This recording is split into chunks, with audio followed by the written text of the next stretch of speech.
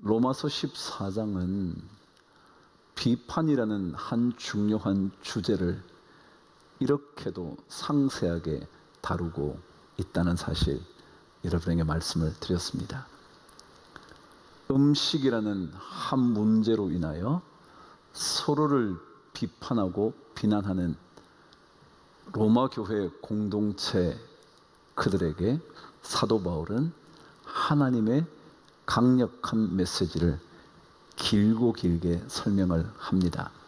오늘 그 비판의 이야기 마지막 한번 묵상해 보시죠. 제가 오늘 말씀을 준비하면서 말씀을 읽어가다가 이 한 단어에 제 마음이 머물기 시작했습니다.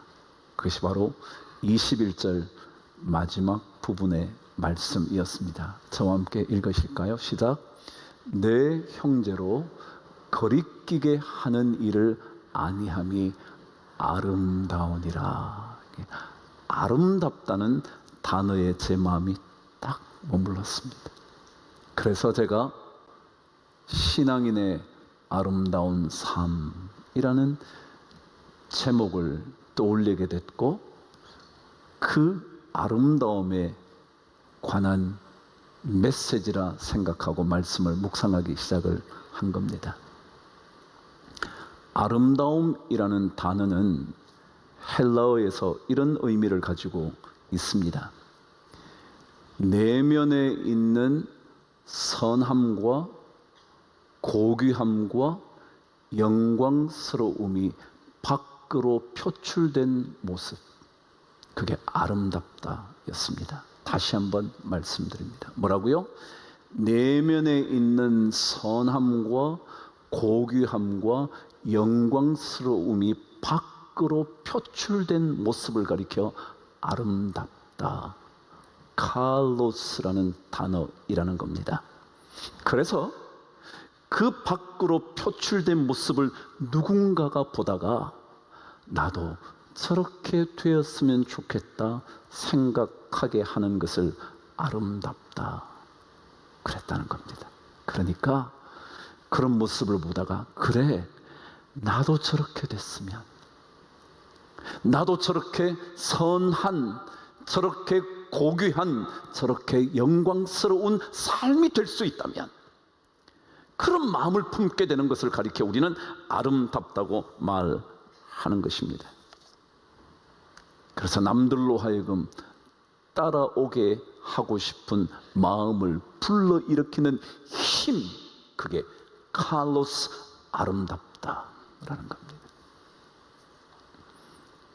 그 외국인의 한 무리들을 보면서 아름답지 않았던 그 모습이 저에게, 우리 조금 더 아름답게 살아야 될 텐데.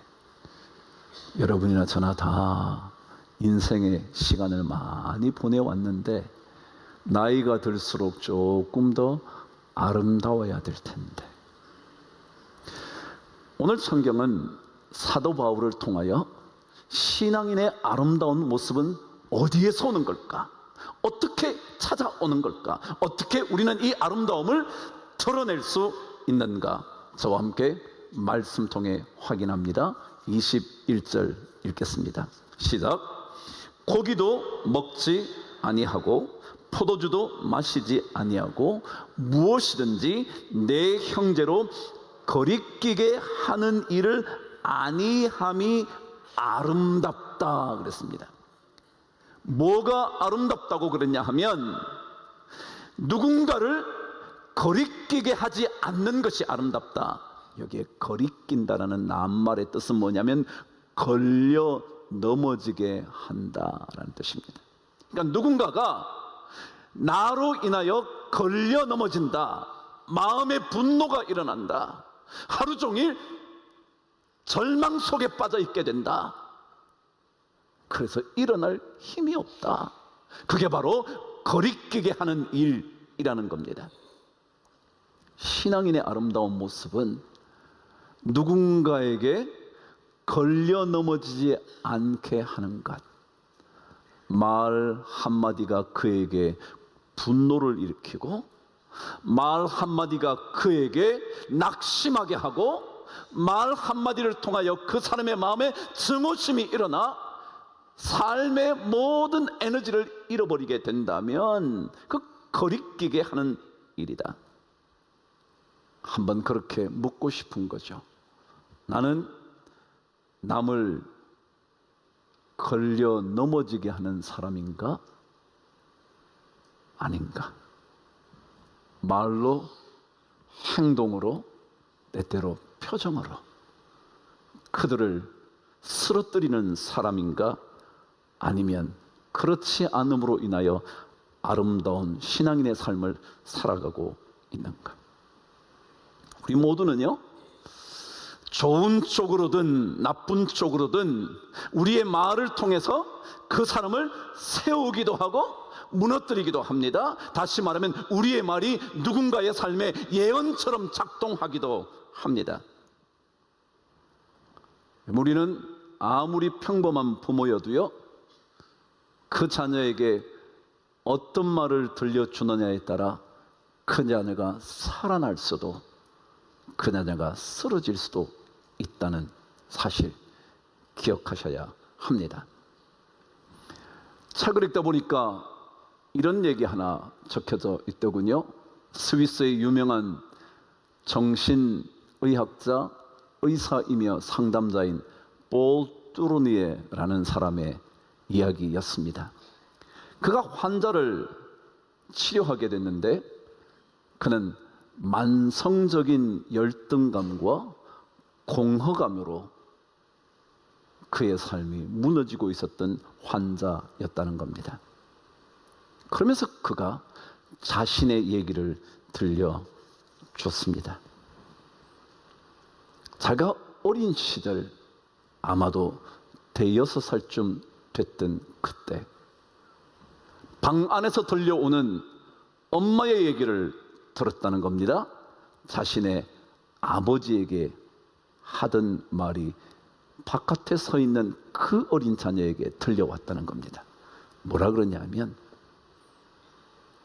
걔는 우리 집안에 태어나지 말았어야 할 애예요 라는 그 얘기를 5살, 6살 된 그 아이가 밖에서 들었다는 겁니다. 걔는 우리 집에 태어나지 말았어야 해. 걔는 아무도 원하지 않는 애야. 그 얘기를 들었다는 겁니다. 그 얘기를 듣고 난 이 아이는 수십 년이 지났는데도 아직까지 그 말 한마디로 그의 삶은 일어나지 못했다는 겁니다. 만성적인 열등감. 그래, 나는 태어나서는 안 될 사람이었는데, 조금만 어려움이 생기면 그래, 난 없어야 되는 존재인데. 여러분은 성경은 말합니다. 고기를 먹든지 포도주를 마시든지 음식을 먹든지 말을 하든지 간에 내 형제에게 거리끼게 해서 넘어지게 하는 것, 그거 아름답지 않다. 그 책에는 동일하게 또 다른 한 사람의 이야기가 적혀져 있었습니다. 그는 미국의 유명한 미식축구의 명예의 전당에 오른 인물이라네요. 브렛 파더라는 친구였답니다. 명예의 전당 결코 들어가기 쉽지 않습니다. 정말 명예로운 상입니다. 근데 그가 고등학교 때부터 미식축구를 하는데 그날 경기를 했는데 참 형편없는 경기를 했다는 겁니다. 낙심한 채로 락커룸으로 들어오고 있는데 안에서 소리가 들리는 겁니다. 아버지 소리였습니다. 근데 그 아버지가 코치에게 얘기하는 내용이었습니다.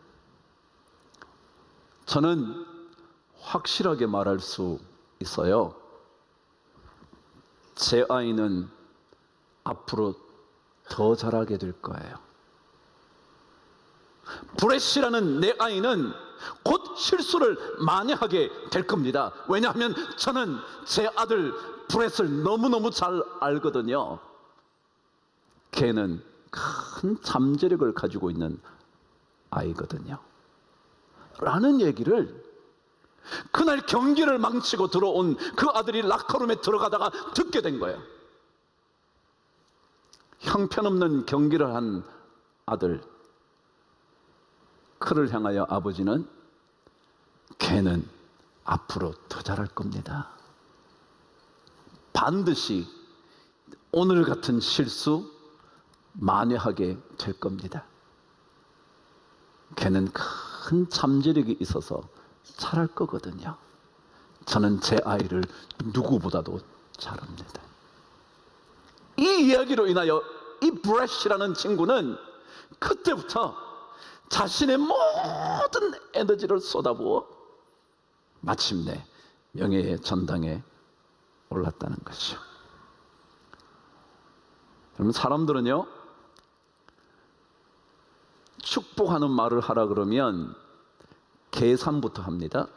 무슨 계산이냐면 저 사람이 축복받을 만한 짓을 하나 안 하나 계산을 해서 축복받을 만하면 축복하는 겁니다. 근데 축복받을 만한 짓을 안 하면 절대 축복을 안 합니다. 근데 주님은 이런 말씀을 하신 적이 있었습니다. 너희가 어느 집에 들어가든 그 집을 위하여 평안을 빌라.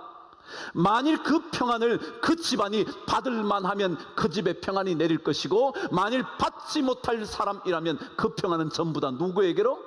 내게로 올 거야. 주님은 계산부터 얘기하지 않았습니다. 야, 너 그 집에 들어가 보고 괜찮은 집안이면 평안 빌어줘. 그리고 시원찮은 집이면 절대 빌면 안 돼. 시원찮거든?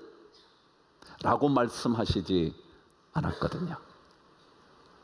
오늘 성경은 우리가 그 누군가를 걸려 넘어지게 하지 않는 일이 아름답다.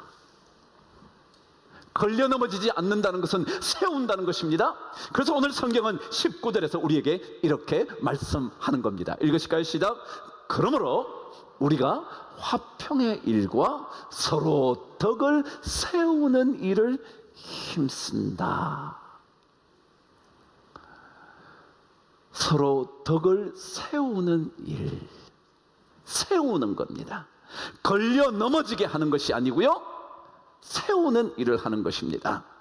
걸림돌이 아니라 디딤돌이 되는 것입니다.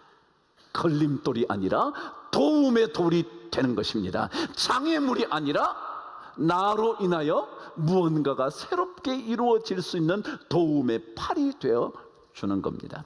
그게 아름다운 인생이라는 거죠. 오늘 사도 바울은 이 아름다움이 어디에서 오는가 두 번째 중요한 얘기를 합니다. 저와 함께 16절을 읽겠습니다. 시작. 그러므로 너희의 선한 것이 비방을 받지 않게 하라. 제가 그랬죠. 이 이야기는 음식에 관한 이야기라고요. 무슨 음식이냐면 우상에게 바쳐진 음식을 먹을 것인가 먹지 않을 것인가 라는 문제로 인하여 서로를 비판하게 됐다고 그랬잖아요. 예를 들어 못 먹는다고 생각했던 사람들이요, 그것은 우상에게 바쳐진 것이기 때문에 우리가 우상에게 바쳐진 것을 먹음으로 인하여 우상의 영을 받아들이면 안 되지 않냐. 정말 하나님을 경외하는 마음으로 그들은 먹지 않겠다고 말했어요. 여러분, 이것이 선한 걸까요? 선하지 않은 걸까요? 선한 거죠. 선한 마음이잖아요. 왜요? 혹시라도 우상에게 드려진 이 음식이 자신에게 영적인 파멸을 가져오는 것이라면 나 안 먹겠어. 선한 일이잖아요. 또 동시에 뭔 소리 하는 거야? 하나님 외에 무슨 신이 있다고? 그 우상은 우상이라는 것 뿐이지 신이 아니야. 그러니까 그에게 바쳐졌다 해서 그에게 어떤 신의 영이 들어오는 게 아니야. 먹어도 돼 라고 말한 것도 선한 것인가요? 아닌가요? 선한 마음이죠. 이 선한 것이요, 서로에게 막 비판의 이유가 되는 것.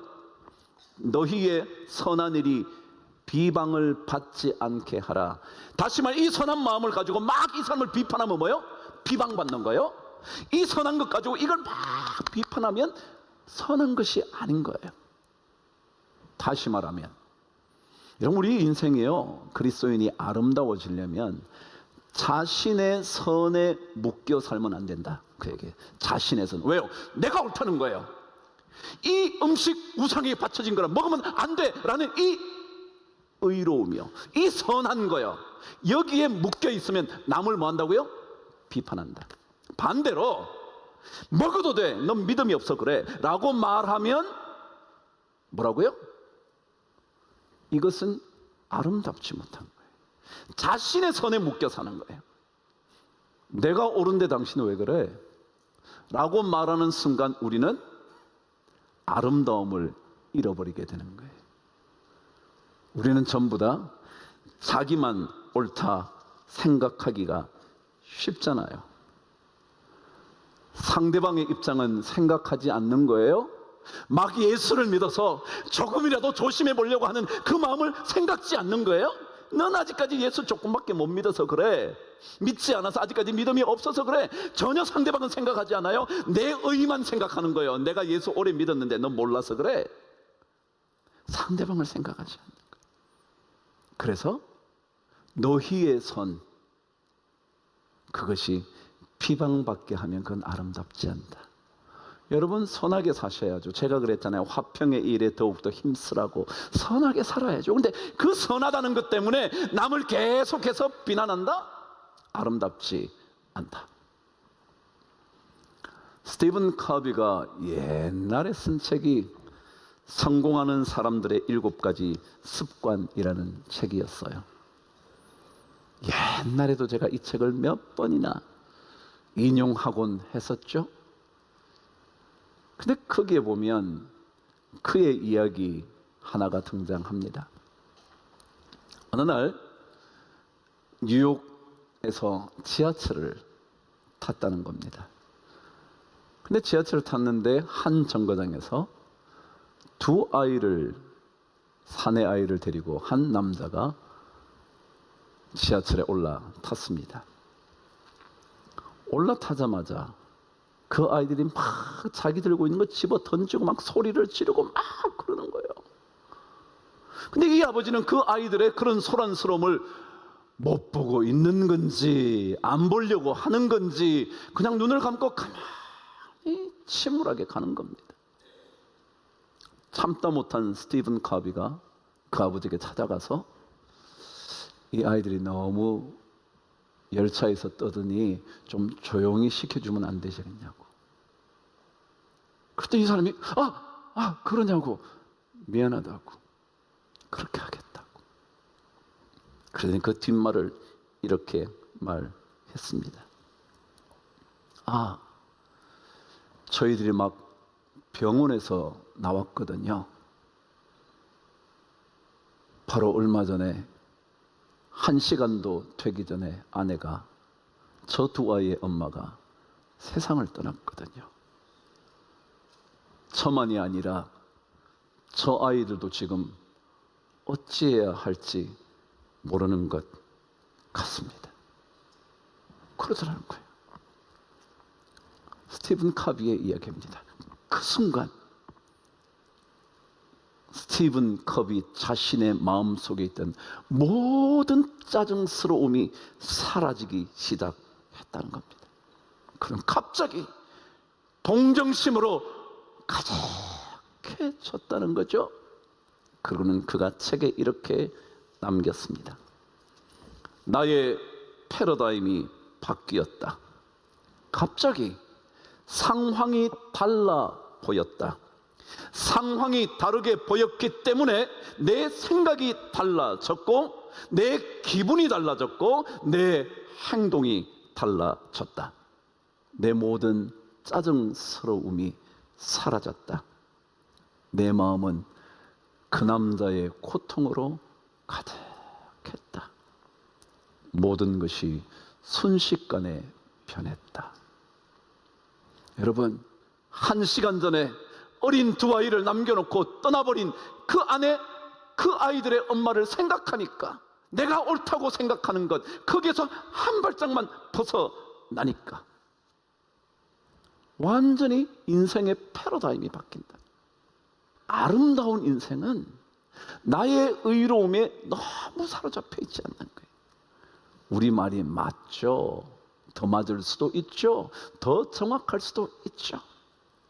그래서 오늘 성경은 이런 사람에게는요, 이런 사람, 다시 말하면 내 의에 묶여 있지 않겠다고 하는 사람, 그 사람은요, 그 사람 안에 뭐가 있냐면 하나님의 나라가 있어. 하나님의 나라가.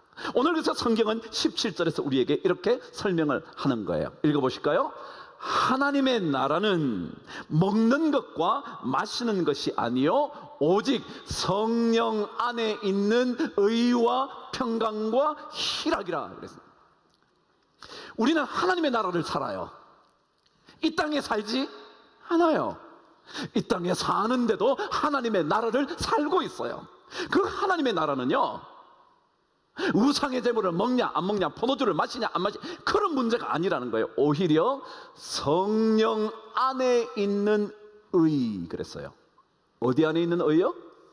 성령 안에 있는 의요. 여러분과 저의 의로움이 아니고요, 성령 안에 있는 하나님의 의. 그게 사도 바울의 가장 중요한 디카이오시네라는 유명한 헬라어 단어예요. 하나님의 의. 우리는요, 우리의 의로 다 살잖아요. 내가 잘했으니까 너는 비난받아도 되고 비판받아도 되고. 근데 우리는 그렇게 안 살아요. 하나님의 나라를 사는 사람들은 하나님의 의, 성령 안에 있는 의와 평강 위에 말한 화평과 똑같은 단어에 에이레네라는 똑같은 단어. 그 다음에 기쁨. 그것이 아름다운 인생이래요. 하나님의 나라는 먹는 것도 아니고요, 마시는 것도 아니고요. 여러분, 로마서 14장은요 고린도전서 8장과 꼭 함께 읽어야 되는 장이에요. 우연의 일치겠죠? 오늘 여러분과 제가 읽어가야 할 말씀 읽기 365는 고린도전서 8장을 읽을 차례예요. 제가 이미 다 읽어서 올려드렸어요. 근데 그 8장을 읽어보시면 이렇게 기록되어 있습니다. 8장 8절. 음식은 우리를 하나님 앞에 내세우지 못하나니 우리가 먹지 않는다고 해서 더 못 사는 것도 아니고 먹는다고 해서 더 잘 사는 것도 아니다. 우리 하나님의 나라를 사는 사람들은요, 좀 더 잘 먹는다고 내가 더 잘 살아, 내가 좀 더 비싼 음식 사 먹을 수 있다 해서 더 잘 산다고 생각하지도 않아요. 된장국 하나 먹는다고 그래서 내가 진짜 비참하게 사는구나, 그렇게 생각도 안 해요. 하나님 나라는 먹고 마시는 것이 아니요 오직 성령 안에 있는 의와 평강과 희락이라. 그러니까 하나님 나라가 우리 안에 있으니까, 하나님의 나라 속에서 하나님의 의를 갖고 사니까 내 자신의 의에 묶여 살지 않는단 말이죠. 내 자신의 의에 묶여 살면 꼭 남을 비난, 비판, 저주, 그래서 망하는 거예요. 그렇습니다. 우리 안에 무엇을 담아두고 있느냐가 무엇을 바깥으로 내느냐 결정하는 겁니다. 세상 사람들은 쓰레기를 담으면 쓰레기가 나온다 그랬습니다. 당연한 거 아닐까요? 주님도 마음에 가득히 담긴 것을 입 밖으로 낸다. 그래서 마음 속에 있는 것이 더럽히는 거지 나오는 것이 더럽히는 게 아니다, 그런 거잖아요. 그래요. 우리 로마서 14장을 마칩니다. 남 너무 비판하는 일에 신경 날카롭게 세우지 마십시오. 여러분과 저의 의에만 너무 매달려 살지 마십시오. 오히려 하나님의 나라를 품고 사십시오. 그러면 여러분과 저의 삶이 조금은 더 아름다워지지 않을까. 한 주간 아름다운 우리 모든 성도님 되시기를 주의 이름으로 축복합니다.